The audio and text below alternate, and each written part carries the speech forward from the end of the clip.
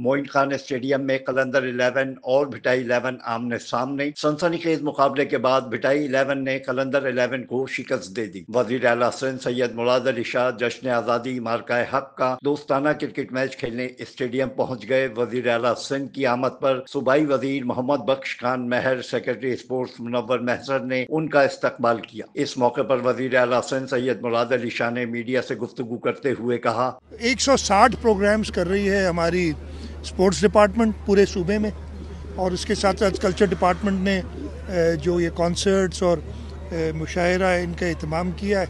इंशाल्लाह ताला हम अपनी पूरी कौम को ये पैगाम देना चाहते हैं कि पाकिस्तानी कौम जिंदा है, अपनी आज़ादी को वैल्यू करती है। कलंदर 11 की क़यादत वज़ीर आला सिंध जबकि भिटाई 11 की क़यादत सरदार मोहम्मद बख्श महर ने की। 15 ओवर के मैच में पहले बैटिंग करते हुए कलंदर 11 132 रन पर आउट हो गई। कलंदर 11 की जानिब से वज़ीर आला सिंध 5 रन बनाकर और अवैस कादिर शाह 27 रन बनाकर आउट हुए, जबकि शर्जील मेमन 20 रन बनाकर नॉट आउट रहे। 133 रन के ताक़ुब में भिटाई 11 की जानिब से कप्तान सरदार मोहम्मद बख्श महर और अरबाब अमानुल्लाह ने इनिंग्स का आगाज किया। कप्तान सरदार मोहम्मद बख्श महर ने शानदार बैटिंग करते हुए चौकों और छक्कों की बारिश कर दी और मैच बआसानी बगैर कोई विकेट गंवाए जीत लिया। Afzal Khan, C110 news, Karachi.